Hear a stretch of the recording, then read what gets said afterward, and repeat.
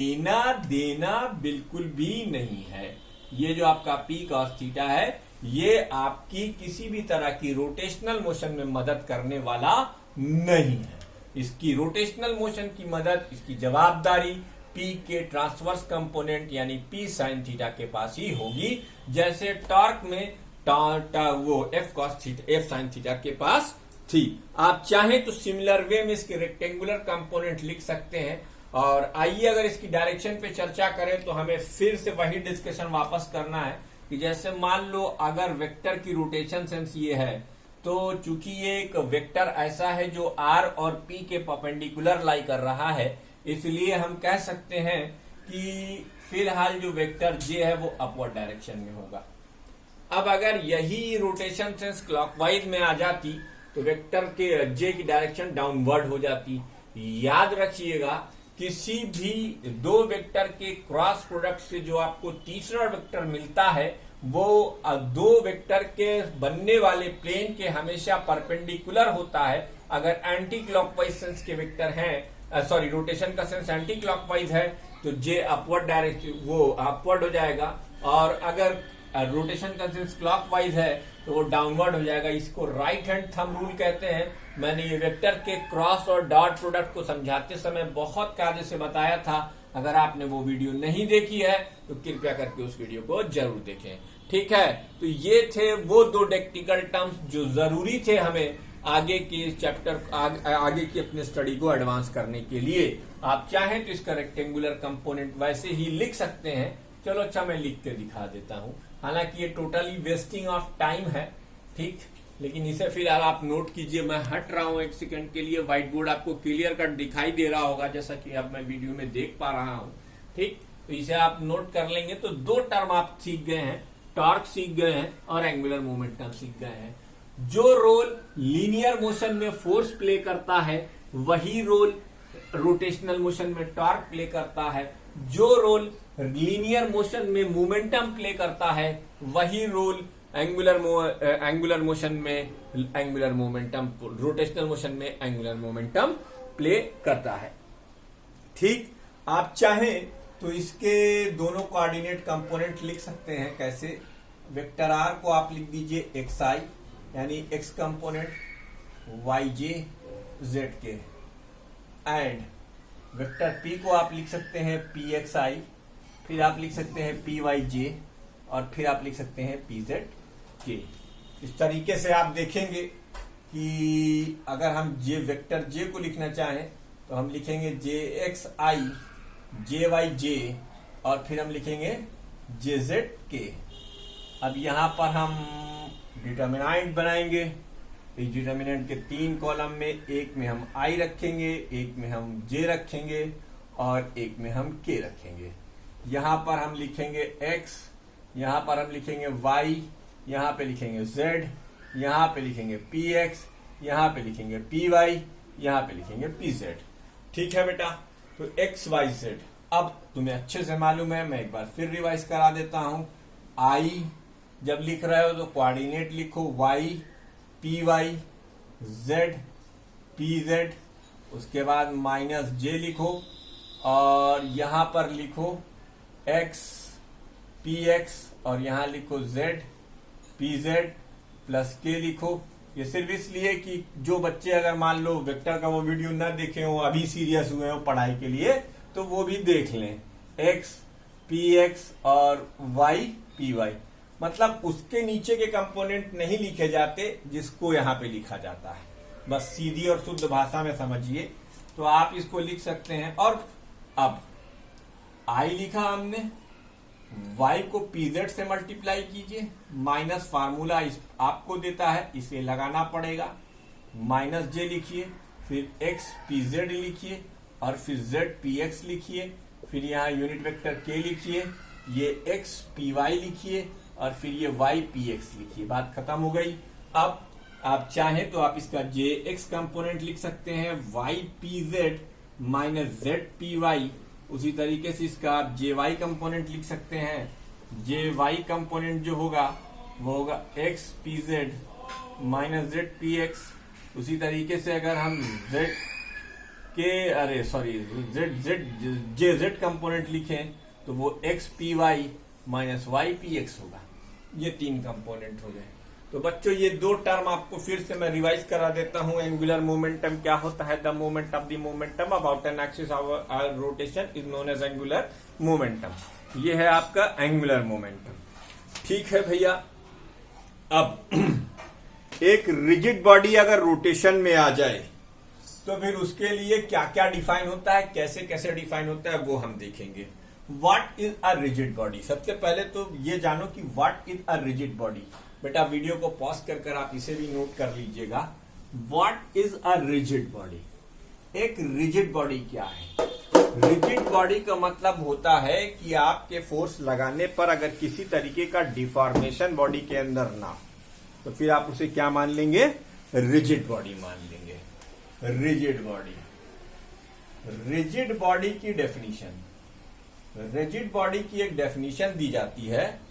If there is no relative displacement between the constituent particle of the body due to external applied force, if there is no relative displacement, no relative displacement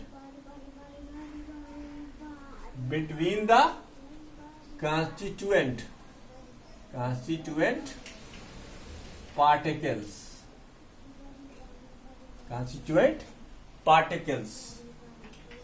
of the body due to external applied force,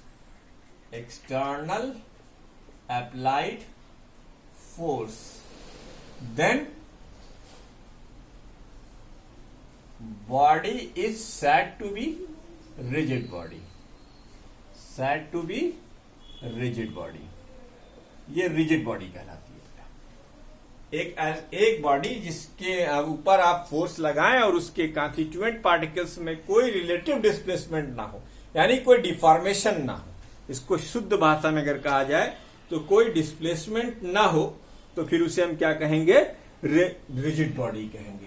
अब rigid body rotation, देखो rigid body rotation जो है उसको हम फिर एक diagram से समझेंगे। रिजिड बॉडी रोटेशन, ये चैप्टर बड़ा इंटरेस्टिंग है उन लोगों के लिए जो फिजिक्स में इंटरेस्ट रखते हैं। बड़ा आसान, बड़ा अच्छा चैप्टर है। बस थोड़ा सा टेक्निकल टर्म्स अगर आपके समझ में आ जाए। बेटा देखो, सपोज करो तुम्हारे पास ये एक चप्पल नुमा बॉडी है ना, ये कोई एक इरेगुलर शेप की ऐसे बॉडी तुमने ले ली, ये तुमने एक बॉडी ले ली, ठीक। अब इसके अंदर कोई एक पार्टिकल पी ऐसा कंसीडर किया जिसकी यहां से डिस्टेंस वेक्टर आर थी, ठीक, वेक्टर आर थी। अब ये पार्टिकल मान लो यहां से, देखो इसकी सर्कुलर मोशन दिखाता हूं तुमको। पार्टिकल इस एक्सिस के अबाउट, परपेंडिकुलर एक्सिस के अबाउट ऐसे घूम रहा है, ठीक। तो फिलहाल यहां से लेकर यहां तक की जो डिस्टेंस है वो हमने एस कंसीडर की है और ये एंगल हो गया थीटा। तो बेटा तुम्हें मालूम होना चाहिए कि ये तुम्हें अच्छे से मालूम होगा कि आर्क, अरे एंगल जो होता है वो आर्क ओवर, ये एंगल, या इसको हम यहां पर लिख सकते हैं एंगुलर डिस्प्लेसमेंट। ये एंगुलर डिस्प्लेसमेंट है, इसको आप थीटा कहेंगे और ये क्या होगा? आर्क ओवर रेडियस, यानी अगर ये रेडियस आर है तो ये हो जाएगा linear displacement, linear displacement upon r, ठीक। तो यानी थीटा की वैल्यू एस अपॉन आर हो गई, एस की वैल्यू हो गई आर इंटू थीटा। ये आपका पहला रिलेशन आ गया लीनियर डिस्प्लेसमेंट और एंगुलर डिस्प्लेसमेंट के बीच में। बच्चों अगर इसे हम डिफरेंशिएट कर दें, differentiating with respect to time, तो आपको अच्छे से पता है कि ds upon D t is equal to r time d theta upon D t. बेटा याद करो, ये मैंने आपको बता रखा है लीनियर वेलोसिटी और ये बता रखा है हमने आपको एंगुलर वेलोसिटी। तो इसे हम कह सकते हैं v is equal to are omega. ये साफ एक बार और इक्वेशन आपके सामने आ गया। हालांकि ये दोनों इक्वेशंस मैंने आपके लिए ऑलरेडी डिराइव कर रखे हैं। कहा? जब हम आपके साथ डिस्कस कर रहे थे angular motion. Again differentiating with respect to time, again differentiating with respect to time. तो ये हो जाएगा dv upon dt is equal to r times d omega upon dt। It implied that dv upon dt linear acceleration r into alpha. यहां पर आपको एक नया term दिखाई दे रहा है एंगुलर एक्सीलरेशन। अल्फा क्या है बेटा? अल्फा जो है वो एंगुलर एक्सीलरेशन है। एंगुलर एक्सीलरेशन, ठीक है। A is equal to R into alpha यानी एंगुलर एक्सीलरेशन। तो अब आप किसी भी रिजिड बॉडी के लिए, जैसे हमने सर्कुलर मोशन में 3 टर्म डिफाइन किए थे, वैसे आप रिजिड बॉडी के लिए भी डिफाइन कर सकते हैं।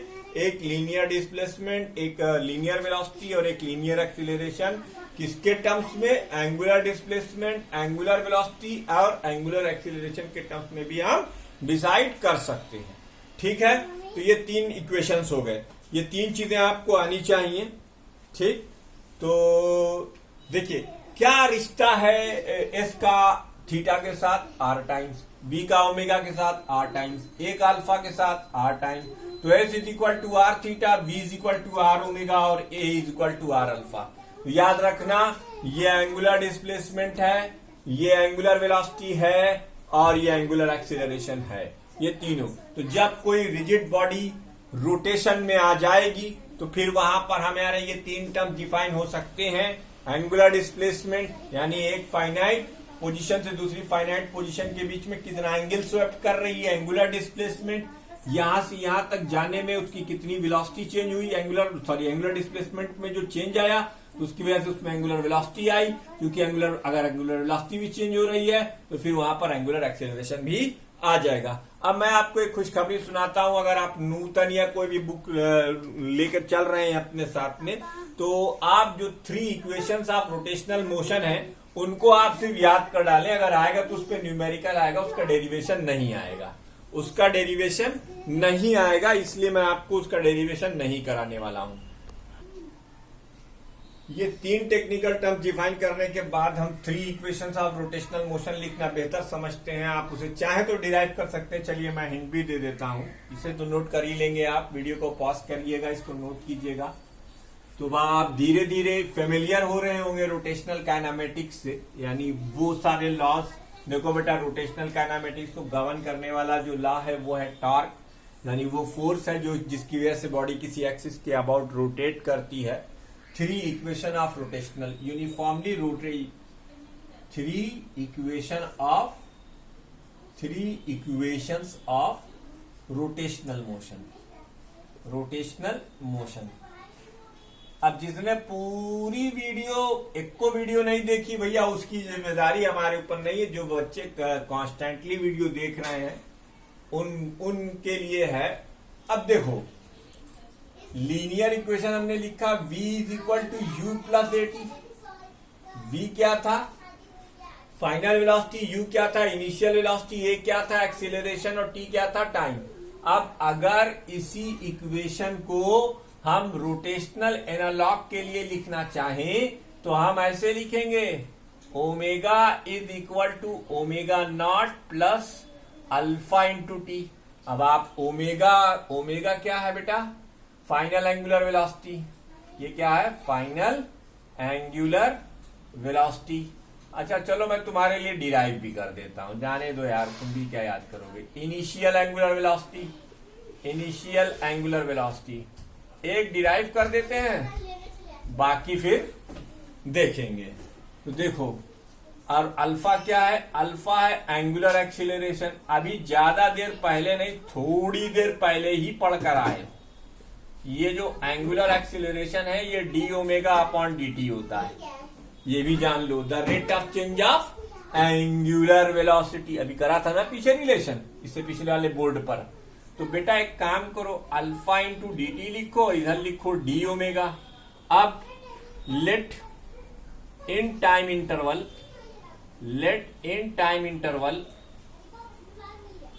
0 to t angular velocity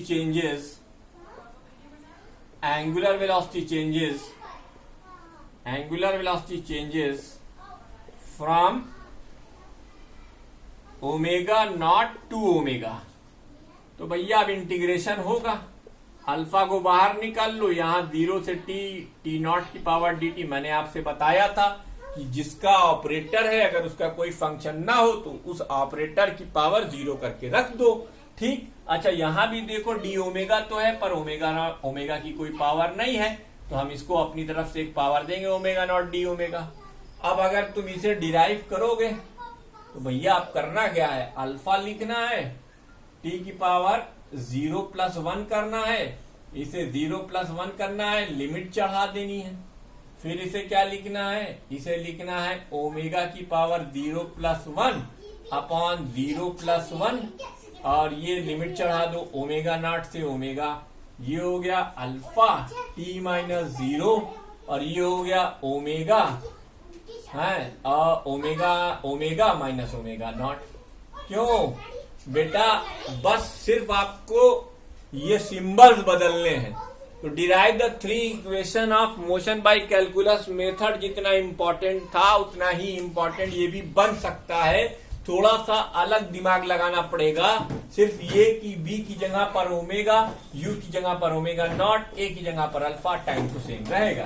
तो ये देखो तुम्हारा इक्वेशन आ गया, alpha T is equal to omega minus omega not.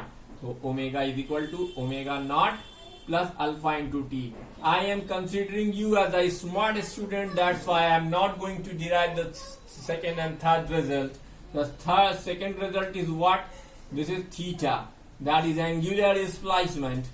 Angular displacement आप लिख सकते हो जैसे आपने लीनियर लिखा था, ये हो गया omega naught into T plus 1/2 alpha into theta का अल्फा इंटू टी का स्क्वायर। ये second equation of rotational motion हो गया।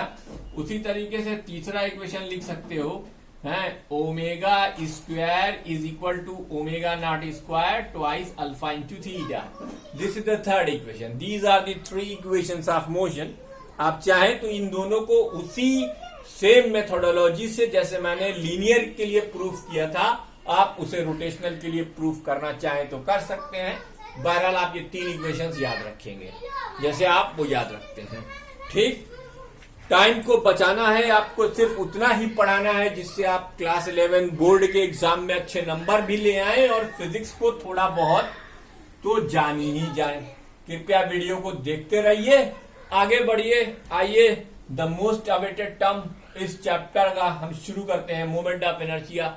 आपको 1 सेकंड का मौका है, वीडियो को पॉज करेंगे यहीं पर और नोट कर डालेंगे ये तीनों equation, first, second and third. चलिए मैं मार्क लगा देता हूं, यानी ये इक्वेशन है, ये इसकी प्रूविंग है, यहां से शुरू होती है और यहां तक आती है।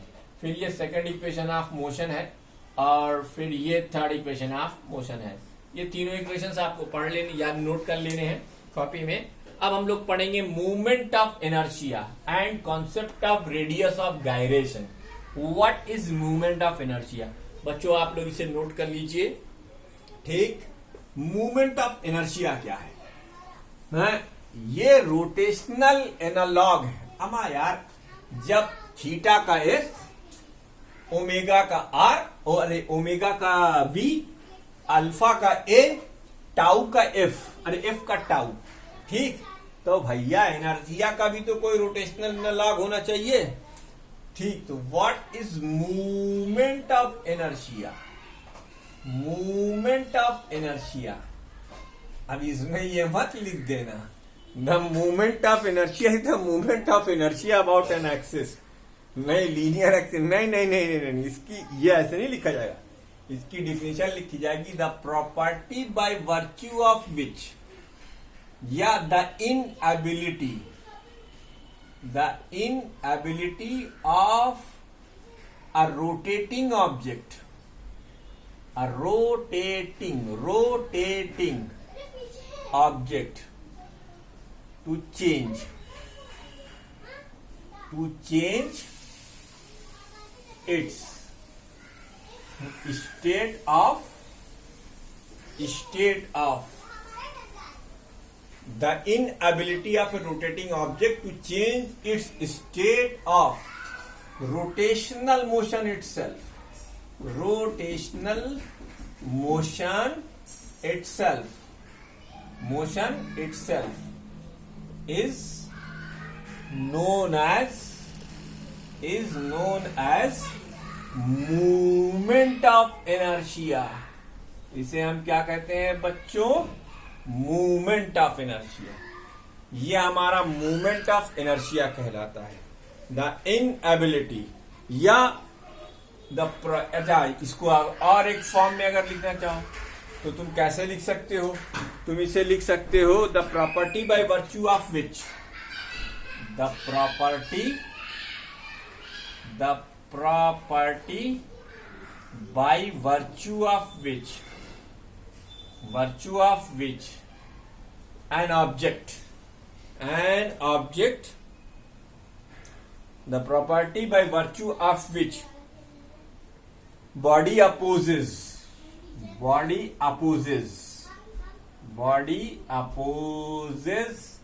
any change in its state of rotation about an axis. State of rotation about an axis is known as movement of inertia. ठीक. देखो, अब हम पहले मूवमेंट ऑफ इनर्शिया को एक सिंगल पार्टिकल सिस्टम के लिए डिफाइन करेंगे. एक सिंगल पार्टिकल सिस्टम के लिए, या हटाओ, इसको डायरेक्टली डिफाइन करते हैं डिस्क्रीट पार्टिकल्स के सिस्टम के टर्म्स में. सीधे टाइम का है खराब करना है. लिखो consider the movement of inertia